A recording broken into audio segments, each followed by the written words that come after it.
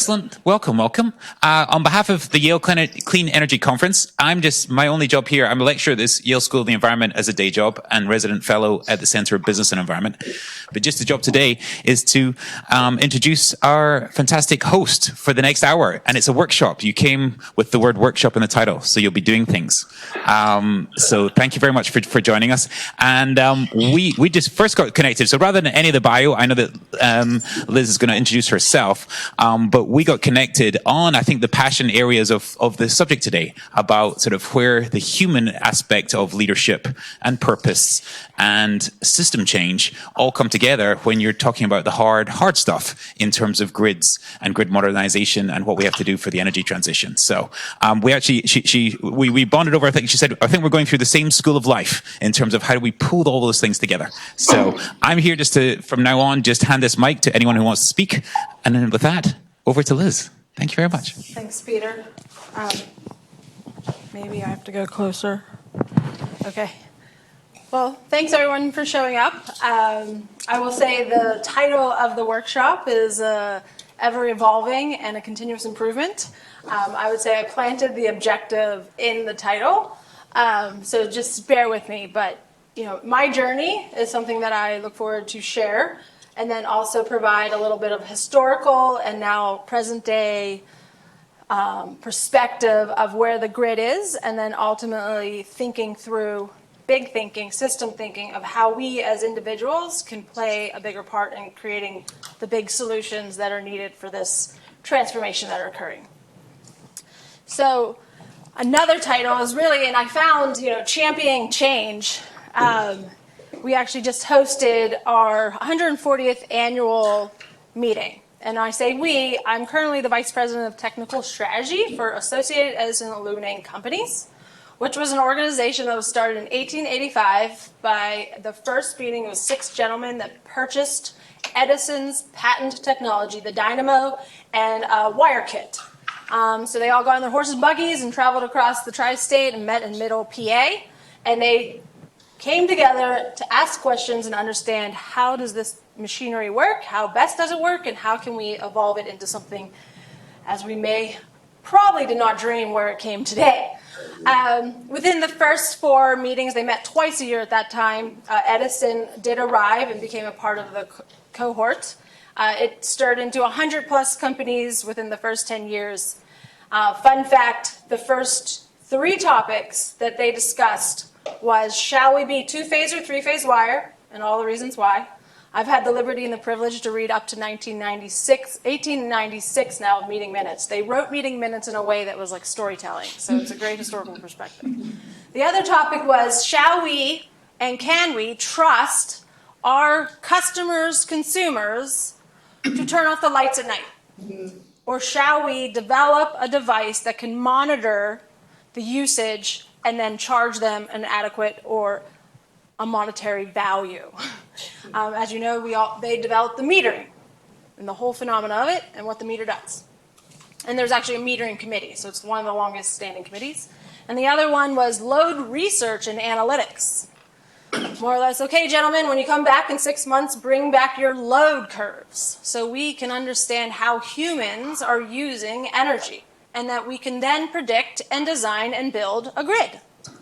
So fundamental thoughts that were being occurred 140 years ago. But also my background, I've been in the electric utility industry for 20 years. I started as a bachelor degree in electrical engineering because my father told me I can do anything, especially if I got an engineering degree.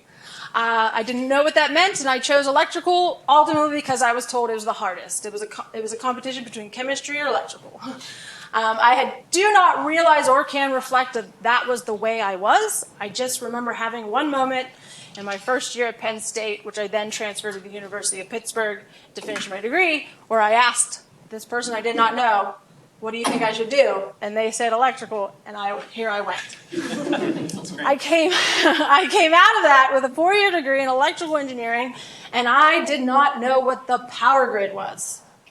I was hired as a power system consulting engineer with 4 years. I was blessed, and I was given a gift that I will share until I retire, with a mentor, a boss, a coach who took me under his wings, and he taught me more in 6 months than I did learn in 4 years about what the power grid was. And so there was something about that. There's a people part. There was also a part that I loved my job, and it was quite boring if you were asked what I did. I gathered a lot of data. I put it into a system model. I actually hated computers. I didn't even know how to use Word after 4 years. I was like, what? These files, where do they go? But the passion and the perspective that my original boss gave me, that I was working to help the electric utility provide the lifeline to society. I was helping the engineers and other utilities to determine what is the best next step.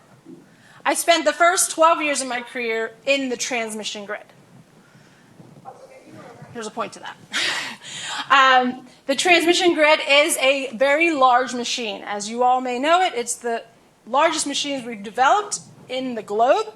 Here in the United States, we have 3 of the largest machines interconnected.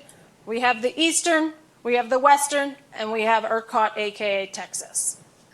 Those machines have been developed over 100 years. I will get to that in further slides.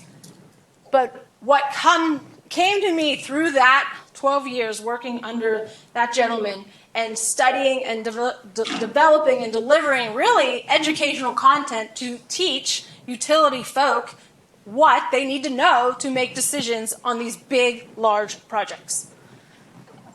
I then started a journey in 2008 where I wanted to know why I was having all of these. I was having a family at the time, all these kids, and I was still jumping on planes and traveling the world to literally educate and teach.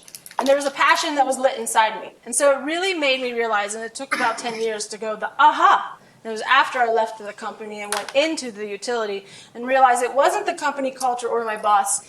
It was the spirit and the realization that I was helping others, and that brought me great joy. And when I walked into the utility space, they all told me, what are you doing? That is detrimental to your career. Consultants, we're very billable, we're very driven, we're deadline oriented, and we get things done. Utilities, they're slow. They know it. They know it all. They've built this massive machine. They are responsible for safe, reliable, and affordable power to all. Therefore, doing anything that may be different or may change a slight process has a cascading effect across many, and I say tens, hundreds, thousands of people. There is a great need to change the utility. Championing change.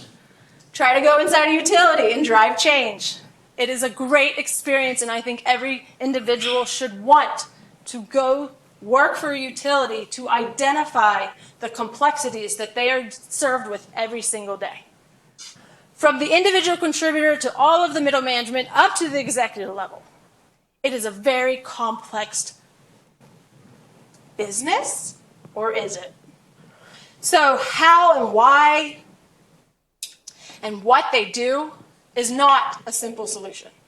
And really, at the end of it all is the individual people that make up a team that really drive and run the system.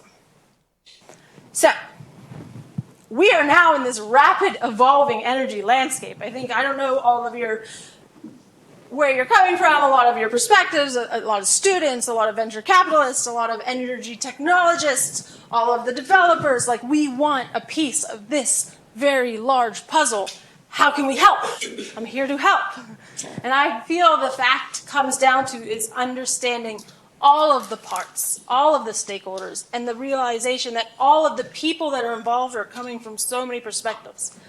I want to say there are solutions, but it will come down to truly understanding the stakeholders and the perspectives that you're working with. And we all can't do it, so we need lots of individual champions of change to be able to drive these types of conversations. So it's interesting, I was invited to come talk to one of the courses that Peter and Stu are a part of from a person, team, systems perspective. And I also find if you are very intentional, and something that I gravitated towards, and one of the reasons why on my journey to understand why I love my job was also creating the structure of setting my intentions driving my goals personally, and then ultimately with my large teams, team-wide, but then reflecting and pivoting. So there's a lot of language that we use that sometimes gets grabbed a hold of and ran with, and sometimes the basis of understanding of those words that are chosen get misconstrued. But one term, which I think is phenomenal, and I still don't understand why, and I'm still exploring it, is operational excellence. It's actually a whole field of study. It's actually, the nuclear industry is driven based on this understanding of continuous improvement. We're never there. We have never arrived. There are people and processes in place that ultimately drive and enable a lot.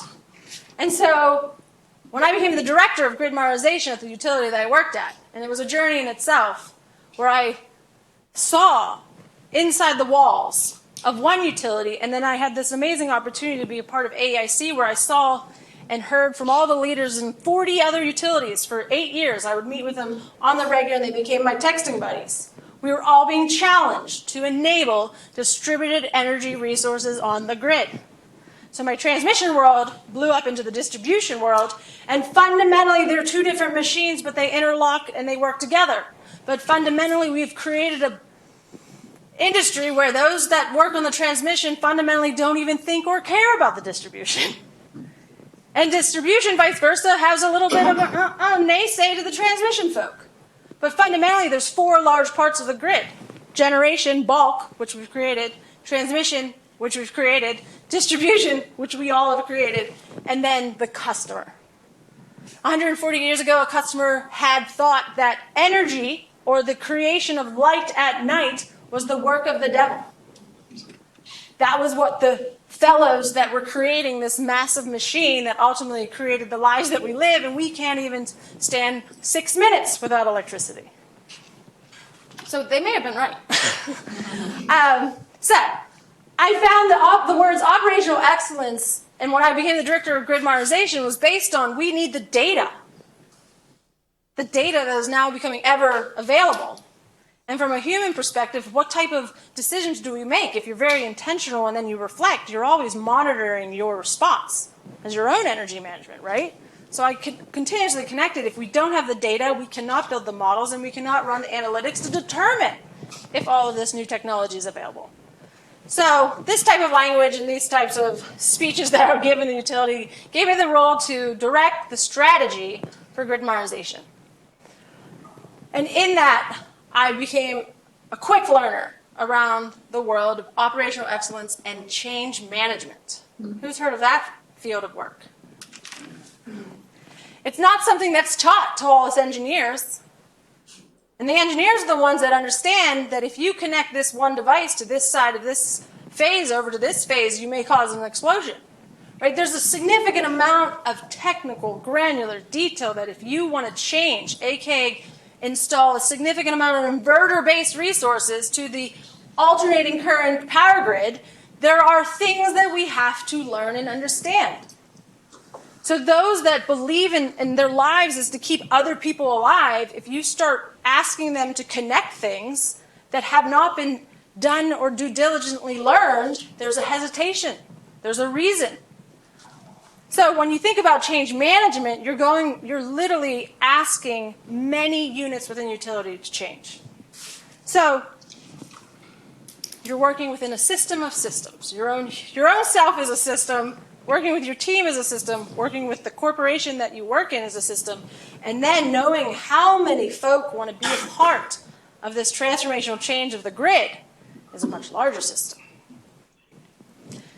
So throughout my own personal journey, and also, having a significant amount of, I don't know what's significant, everyone always rounds up. I have 6 children.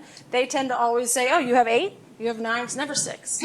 But the realization that those are all individual little beings, and they all have individual talents, and they have very different perspectives, even being in the same home with the same set of parents.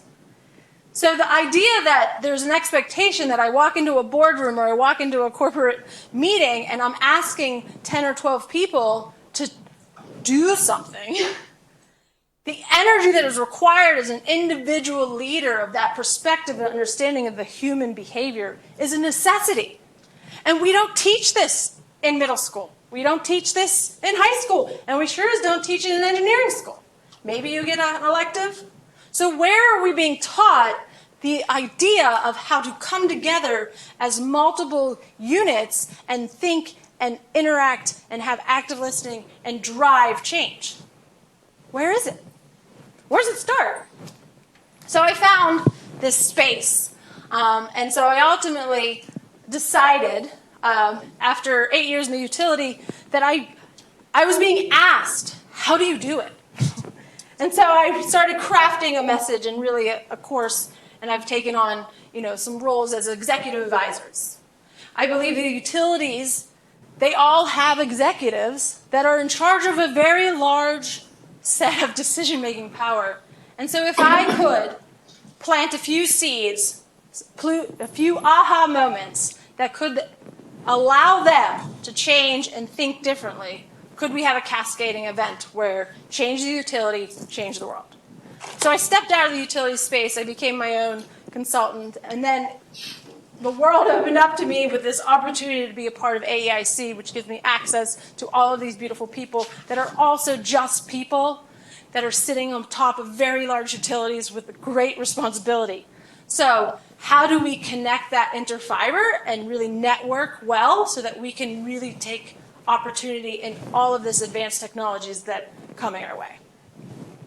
So these are the 4 key points, right? An efficient, effective leader, the mindfulness. To be a strategic thinker. Someone sat me down and was like, can you teach strategy? He was like a leader of strategy. I was like, yes. Consistency. The importance of being consistent in creating habits. Personal habits as well as habits with your team. Especially when those habits or maybe the structure that you provide or the continuous reoccurring meetings or community engagement, right? There's a consistency there that you have to show up. And then again, resilience. And that's a big word right now in the grid space, right? I know this is supposed to be a workshop, and I do have an exercise. It's coming. Peter. This is all my introduction, too. But the grid has always been, we are here to maintain safe, reliable, affordable power. It was like it's scripted in every executive to say. And it's true. And I'll tell you, safety is on the tip of their mind. And so when safety is on the tip of your mind, which is for the public, as well as the people that you are in charge of working on the grid, you become a little adverse to risk. And then also, if you have a financial structure that is not really a part of the capitalistic way businesses grow, you kind of are in a box, and you have to be very creative on what type of financial risks you can take based on how you create and make your revenue. And one workshop exercise, for all of you, and I won't put you on the spot, but just a question to think, is how do utilities make their money? Does anyone want to ask or suggest? Or they invest in their rate base and their infrastructure, and they earn a return on it. And other ways?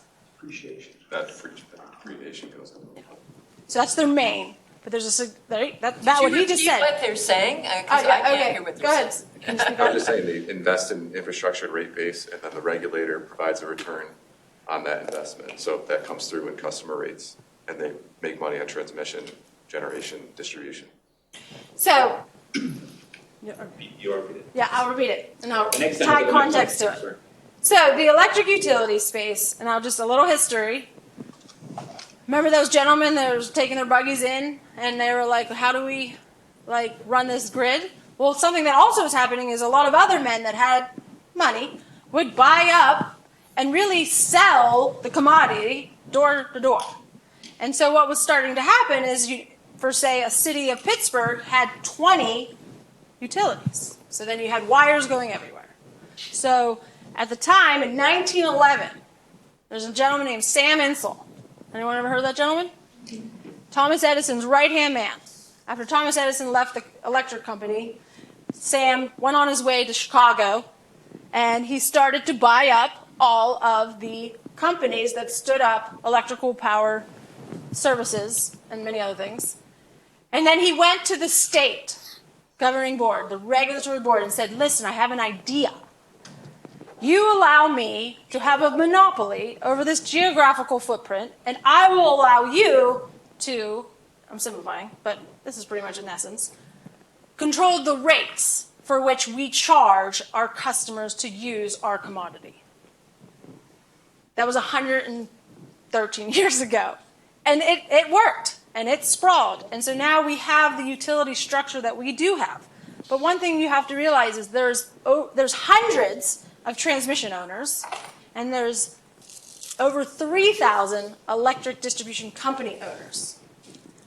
So from a change management perspective, that is a lot of education, communication, and understanding that if something was mandated or regulated, there's a lot of energy, no pun intended, to champion those types of changes within the utility structure.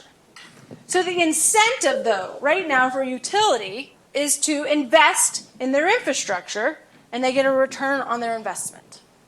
There's a significant thought that the customers in themselves are the ones that keep the lights on. If you look at it, it's only a portion of what it actually costs to run a grid. So there is a huge need from a financial incentive perspective, which I have my ideas, but and they're my opinions, and there's a lot of space for this to be navigated, of how do the commodity that we now utilize as our lifeline, have we truly put a monetary value to that? When you think of your infrastructure that serves your day-to-day life, do you realize that it is one of the lesser of the many that currently keep your life going? Do the due diligence, and there's some amazing work out there. The bills that we pay for our electricity are significantly lower than majority of the other bills that we pay on a monthly basis. Wrong, right, or indifferent, but that system for which we work in is something that we don't always understand how to pull that thread. And then we have knee-jerk responses on those that are trying or working effectively to create a new system to effectively continue to serve all. Yeah. But do you think in the context, like yes, in the US, but in other countries and other developing nations, at the household level, they are paying a lot more for their energy, thus have a better understanding of the importance and the source and advocating for themselves to having certain systems that benefit them? Right. So I think there's a lot that can be learned and done differently than what we are currently doing in that entangled system that we have here in the U.S. Yeah. So when you're going from the bottoms up, which is kind of where we're going to go in regards to thinking through from the customer back to the bulk. And that's exactly true, right? And there's other nations that have created different incentives. But put that all in a playbook and you'll see many, right? So what is the right one becomes a very complex discussion. And then having one that's embroiled in 130 years of history, it's a little bit more complex. But for those that are starting from, let me electrify my home, there's so much technology that's becoming available rapidly and scalable and affordable in many ways. And that's a whole other dynamic. So, the idea around why you should champion change is, in essence, what's happening in the space. And I think that's another thing we don't talk about when we're being reskilled, trained, educated, that when we're asking to drive a project or we're asking to invest in a technology, like knowing that you will be in rooms as a steward of change. And like, how do you show up as your best self, realizing it's not going to be one or two conversations, and it's realizing that the obvious solution in your perspective may not be able to be processed at the time that you're speaking, let alone things happening fast. And I think I was in the community engagement workshop at 9. The speed for which technology and businesses want to move and the speed of building trust are very different. And so in the essence of understanding and getting that education and the trust with those that are going to lead you takes time. So the key takeaway, and I'm saying a lot, is really when thinking about your specific space and the driver need that you think your effort and work can contribute to, and it may be all valid and beautiful and great if you're coming from a space of love and connection and altruistic meaning, can trigger an insurmountable amount of impact. And I think we've all seen that in some space in our lives. So being that individual champion of change, I think is what we should, the language we should use. So you're going to run into challenges. You're going to find those people that don't understand, or if they do understand, they don't believe in your solution.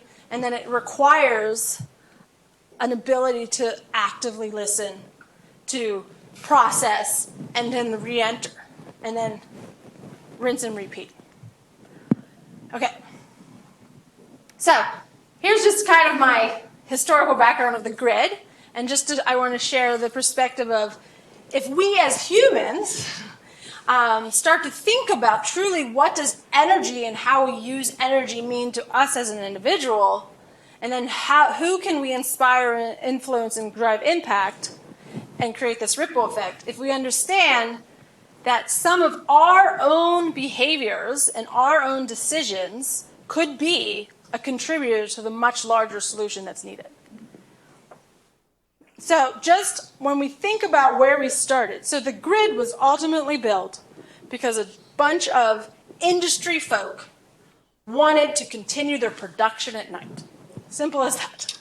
They wanted to be able to run their mills and create their railroad tracks 24 hours, 7 days a week, right? Wrong, right, or different.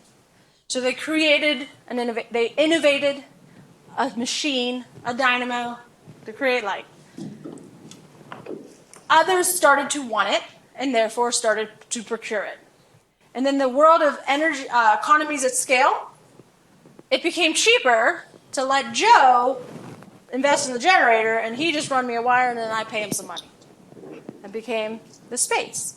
The original meter readers were humans, would walk around the buildings and count the lights and write on a piece of paper and hand it to the man as a gentleman handshake. That was in essence how the grid started. So as those generators were being built, the focus was generation. You have to generate the energy to create the electrical flow to then serve the customer. So for the first 80 years, it was how do we develop larger and larger machines to create an economy of scale that can serve all. And in that development, and maybe siloed focus, who knows, there were other ideas. And that's energy storage, electric vehicles, metering that can have high computational power to determine actual customer use. We're all lineage of thought that while this was happening, but was the technology and the capability and the computational power available in 1885? So this was the grid we built, and we built it on the basis of the telephone system which also was being developed at the same time. So Joe would call Bob and tell him that XY machine is coming on. He would pull a breaker, all manual, very manual. Some of the equipment that was built in 1920, 1930 is still running. Wrong, right, and different. Who had a transformer back in the 80s? Who has a transformer for their child now? Very different. I'm talking about the toy. So now think about the transformer that's actually built in the 1920s and the transformer was built in 2020. It's not poor quality. It's the equipment that was available to test, measure, and sense 100 years ago was not there. So they built them robust and they built them conservatively, and we have ran them and we keep running. And they have not failed. Now, are they failing? Is there an age infrastructure issue? Yes. The transformers that are being built now, they're great, but they run to what they are said to run to. And if you're going to run it a little bit over it, watch out. So where we are today, we have developed many technologies that are different from the 1800s. But how to integrate them into this very sound, conservative, robust design system that has been validated by those that are ultimately out there operating it from a safety and reliability perspective, we have been and we continue to connect new technologies. Maybe not at the speed that we want it to be. And we've also have able and enabled technologies to create grids from the beginning and back without the need for the economies of scale. So the whole idea of microgrids or small community-connected energy districts. Someone else brought up in the other session about infrastructure. Like, how do we create more cohesive discussions with the gas, the water, the sewage, and electrical infrastructure companies, as well as the roads, into planning the next grids? That's a heavy feat, but I think it's something that would very much benefit society. I don't have the answer for that one, but I would love it. Any kind of tools that we can create to like make that much easier to drive that kind of conversation would be very effective in many communities. But now what has happened is the centralized generation has now become somewhat distributed. We've also, as customers, we were very predictable. We got up, we went to work, we went to bed, we came home. So those load curves that were first being delivered in 1886, back when they were all talk, they all look the same. So you could build your generation at one particular place, you can run your wires to one particular set of communities. And mind you, in 1930, when the New Deal was passed, which is the IIJA, just a fun fact, is 5 times that amount of money that was given in 1930, was to electrify America. So we can do big things if we have a plan and we have people driving a solution. But that IIJA funding is the realization that we have these issues that I'm speaking about. So there are people thinking about it. But we have a little bit of a problem with a divisive thought in regards to what the next energy source shall be. We saw a peak in gas being developed in the early 90s. And that fluctuated when the prices fluctuated. But at the time, the only other energy source that was available was your coal and your nuclear and your hydro. That was always your steady Eddie. So is your nuclear, but sadly we know where that has gone, and nuclear is a big piece of this transformation. But the other sources that we all know about, that we have termed clean, which is really just on-site energy, so you don't have to extract it, you don't have to ship it, and you don't have to store it. So, like, it seems obvious, right? From an economies of scale. But it is intermittent, and it fluctuates based on weather. And also, at the same exact time that we've identified this technology that is very valid and can be incorporated, if we understand the system it works in, we as customers have become dynamic and different. And our expectations have become very dynamic and different. When I first started the utility in 2016, I remember reading that it took, fun fact, 10 years ago, for an electric distribution company to know your lights are out, probably 60%, don't quote me, maybe even more, required you to call. That's probably 15 years ago. The technology and the visibility wasn't there. That's changing, but maybe not fast enough.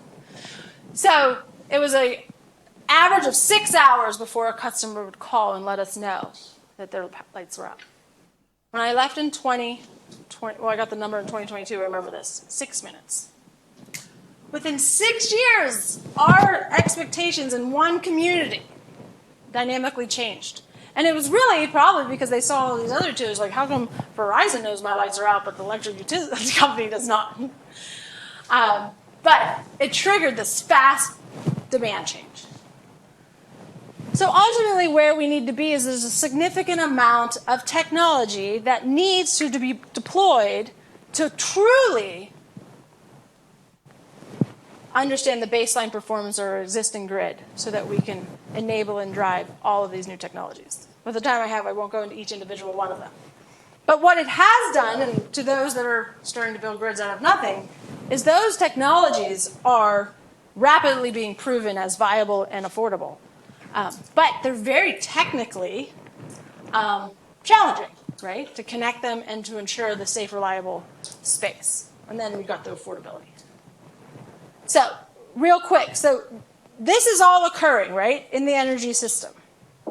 And so when you think about clean energy, it's just a language that we're using for a particular sliver of disruption. But on top of this need or desire or drivers, there's a much more happening to the grid itself, and therefore it requires really the champions of change to understand the big picture to help drive and eliminate the obstacles as you go. My signature says, obstacles do not block the path, they are the path. And I found that rang true year one into the utility. I took no as next opportunity. No one truly could tell me the reason why they would tell me no. And I found they did not have the data. They did not have the true insight. Therefore, their no meant nothing to me. I don't know. I might have got it on a lot of people's nerves. But what I did is I went and extracted that data, and then I would make the story based on data. Even if it was dirty or disparate or old, it still had a story to it. And so this whole world of data analytics, it is a huge space for the solution to become something of real. So the utilities, electric utilities in particular, and there's kind of, if you think about the parallels of your water, your sewage, your gas, and your electric, when you think about the visibility of all assets, the performance of all assets from the electrical perspective, because of the physical phenomena of what electricity is, some of the needs that the other infrastructure had were not a driver. So there might be a reason why the lack of system models and true data sets with very cleansed information is not easily available. But it's rapidly changing, and that's the good news. So utilities are starting to digitize a lot of their processes. I mean, a book I recommend, Unit X, it's a recent book. It's the merger of Silicon Valley and the military. So I heard the military goes a lot slower than utilities, so I think it could be but when I was reading it, I was like, oh my gosh. But the amount of manual spreadsheets and manual data extraction that still exists to run this amazingly complex systems that we have is fascinating. But that evolution is rapidly happening within utilities. The other part is transportation electrification. There's a lot of language around this. The grid is not going to be able to handle it. I truly believe if you have the partnerships, the synergies, and the data to drive the direction and the empowerment of all of the parties, the grid will be ready. But you have to have the right players with the right mindset, with the true ability to understand each other to drive those projects. Then the revolution in energy efficiency. Anybody hear about, I know we're in Connecticut, electrifying your heating and cooling? And it's becoming affordable in the cold weather climate, and there's that thing called IRA. It's happening. And so one thing I don't think we talk about enough is the natural load demand, which is your customer usage demand, is growing. So the utilities have been in a status quo for 40 years. So think about the average employee within a utility. It's probably like 20, and you only have a few outliers that are in the 40s. So no one truly understands how a utility can operate with a revenue of growth year over year. The CFOs are going to be challenged, right? We're like, oh, look, we have actually more load to serve. Now, granted, there are pockets in the grid across the nation and, new grids popping up, but that phenomena is like a new threat. So this is occurring. In our work, we can do big things. In the 80s and 90s, we literally said, we're using way too much energy. We need to, flatten the curve. We did. In a lot of places, we bent it down. So if we have the right story and the right champions in the right rooms, driving some of this new technology, which is innovation, which is what we built everything off of, we can do hard things. And the last one really comes down to us as an individual, and here's your human behavior part. Each one of us in the room has probably, and raise your hand if you haven't, you probably have a smartphone in your pocket. That transformational change is exponential. And another book I recommend is Tony Seba, He wrote a book called Clean Energy Disruption, 2014. Did anyone read it? It's a great book. He makes a prediction on where the cost of wind, solar, and battery will be in 10 years. He's hit every single one of them. The scary part of that is what that's going to do to the transformation of the energy utility industry, the transportation industry, the supply chain and materials, food and agricultural, and the last one, which I can't get enough of and I need to figure out, is communication. How we communicate to each other, how we develop education, webinars, papers, documents that literally people will read, absorb, and say, yes, I understand, and I will go do. We've lost the trust in the resources that are becoming available to us because we're inundated with so much information. So Tino Seba actually has a YouTube video if you want to watch it. I don't have time for that. It's really good, but it's a little bit daunting when he talks about the transformational change. And the iPhone is an example of that change of a human behavior's response. Like, who was saying we don't want that phone, right? Where are we all sitting now? So with all of those 5 industries at this tipping point, we will have opportunity to latch on. So you as a human, how do you use your energy? I mean, I know the old adage, like, shut the lights off when you're not in your room. I was in a conference and I was talking and it was like 70 degrees out and the heater was on. I was like, I'm not that nervous, but I turned around and the heater was on. I was like, oh my gosh, this is like a new building. Why do you have the heater on when it's 70 out? So just from an individual capability. So if there's a partnership that can deploy the technology, the advanced technology, across the grid to see it holistically and send signals for humans to respond. Have we done that? Are there certain apps on our phone where we ultimately they guide our decision-making power? Could we create effective algorithms and applications that literally create opportunity for us to use energy differently in a bigger way, a community-connected way? So the biggest challenge that's happening, and I think this is exciting, that this clarity, this fuzziness, is becoming more focused in various pockets of the grid owners. And so for those that are creating grids from the edge or the building, all of this capability is available. You can tap into all of your systems, right? There was a day when we didn't have furnaces. There was a day when we didn't have air conditioning. And there's a day that we didn't all have electric vehicle charging infrastructure, but maybe we won't, but maybe we will. But they're smart thermostats, smart water heaters, right? Buildings becoming passive, being built to use the weather. Now, there's an enormous building stock that needs a significant amount of retrofitting. However, they are part of the solution. And there's so many threads that are a part of the solution. But if you think about how the grid was built, it was Ohm's law. Voltage equals current times resistance. Distribution planners until 10 years ago, and some of them are still doing it, in the areas that's not too complex yet, pencil and paper and spreadsheets.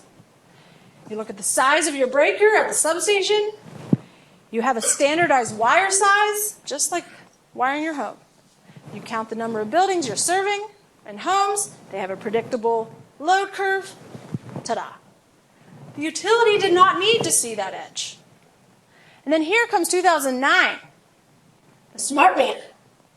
And what type of language did we humans choose to use? I don't want that utility to know what I'm doing.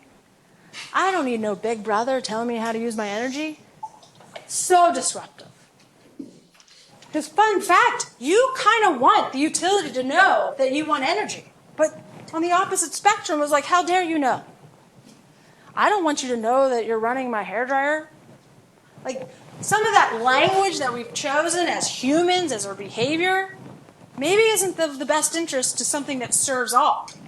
It's very individualistic. So now here you have the technology, you have smart meters. Now granted, everyone says that smart meter thing fell. It did not. The amount of lessons and learning and capability that has been driven from this precious data is priceless. We can't get that out enough. And yes, did some utilities fumble and maybe not do it the correct way? Yes, but did they learn, and are they ramping up and developing more humans to create the resources to drive? Yes, it's all a part of the process. And I think we talked about in the earlier situation is the trust between a customer and a utility has been really, it's pretty rough. We as humans are vicious to the utility companies, which are people that literally leave their homes and get in their trucks and literally put their lives on the risk to put the lights back on. I was on storm duty, and I tried so hard as being a great person. Like, I love storm duty, I can't wait. Where I had to spend nights in control rooms, monitoring homes, and making phone calls to say, your lights are out, right? Really, that's what's happening. And until the smart meters become more intelligent. So anyway, us as humans, right? The realization that this is the infrastructure we built, wrong, right, or indifferent. Are there some players that may have done some really, really gross things? Gross maybe is a bad word, but like maybe Enron, right? We all maybe know about that. But even that was, I think, truly from a positive mindset. They did not know. They did maybe eventually, but when they first found it, right? Like, so a big thing about large systems is we can exploit them. So there is that danger. But we also have to truly believe in ourselves. If we want a commodity that is our lifeline, how do we create the language and the behaviors that creates a lifeline for our neighbors, our communities, our states, our federal? So this fuzzy picture is becoming more crisp and clear. But it was not easy on the backs of the utility workers to convince the regulatory agents to allow the utilities to spend the capital, to invest in the infrastructure, to create this awareness. And that is still happening on a significant amount of legislative floors. There's a significant amount of regulatory discussions that are really head and head, because I think it's a trust issue. You want to spend $250 million on a set of meters? What's your game? Catch-22. How do you provide a cost-benefit analysis on something that has not occurred? You share, which is what the beauty of AIC is, the monopolistic structure that we've created, come together in a room and say, okay, we went first, Hawaii, California, Arizona, and these are all the things that we learned. So all of you East Coast states, do your best to learn. And it trickled across the globe. But that knowledge of one is the knowledge of all. And that is the lineage or the line of thought that the first meeting of 1885 created, was that we're coming together for the knowledge of one, knowledge of all. They had a common goal. Right. I know I'm running out of time. And so really my workshop with you all, and I think it's more just, it was the questions to ask yourself. How do you show up in the energy space of your own utilization of energy? How do you show up from a systems perspective of understanding how the power grid actually works? And shameless plug, I do have a podcast. It's called the Grid Mod Pod. I have 72 episodes where I'm interviewing electric utility innovative thinkers that are driving some of these big projects to come talk about it. Because the industry holds a significant amount of associations and organizations, and I've learned that in the last year. Wow, there's a lot of them, where people come together and they talk, and I will tell you the utility is the reason why we cannot transform. So how can we create a space where the utilities at the table creating that synergistic conversation? And a lot of it has to do with how do we partner with the regulatory team and the general counsel and build trust to go into the commissioner's office to create collaborative, creative goals to go into the legislative environment. That is hard. And not every utility has these huge resources. There's a significant amount of complex problems. So how can we have, some of them do, how can we have genuine conversations that thread it all the way back to change some of the laws that ultimately trickle back to the utilities? And it's really a four-way street. So I kind of went over this slide, but the power of data and the technology required to do it. And if the utilities have the visibility, they can share that open transparency of the data to create together opportunities for us to manage and utilize our energy differently. Now, granted, there's a lot there, right? Who's the player? Who's in charge? Who develops programs? But for instance, rate making. How we created our rates and who pays for what and what value do we pay has been based on very limited amount of data.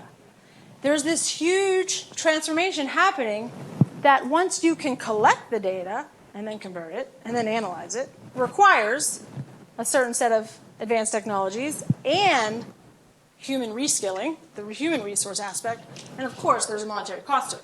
But that in itself could help drive the demand of the distribution to then reduce the request the transmission is being asked of, to then reduce the amount of generation that we're talking needs to be built.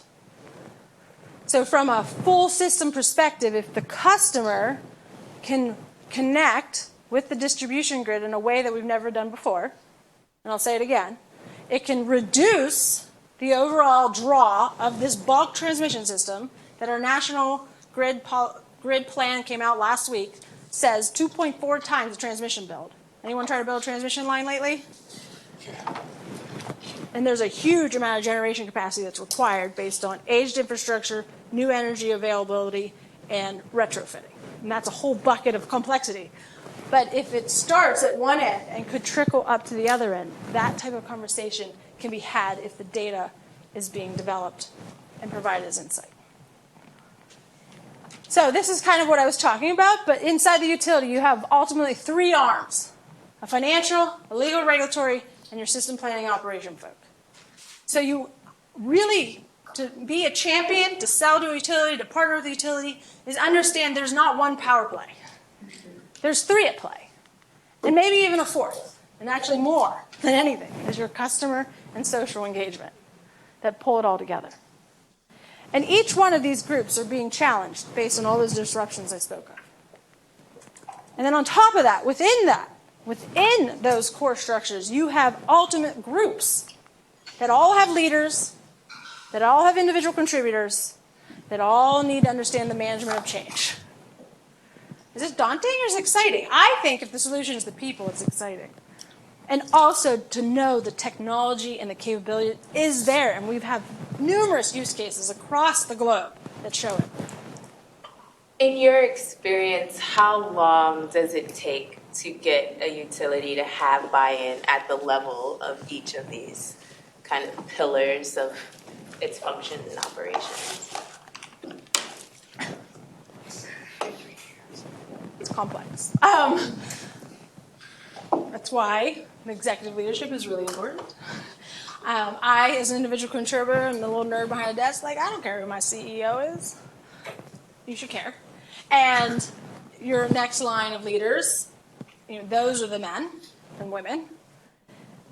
And then middle management is probably, like, if they're not getting the message to perform in a certain direction, that's where it gets very complex.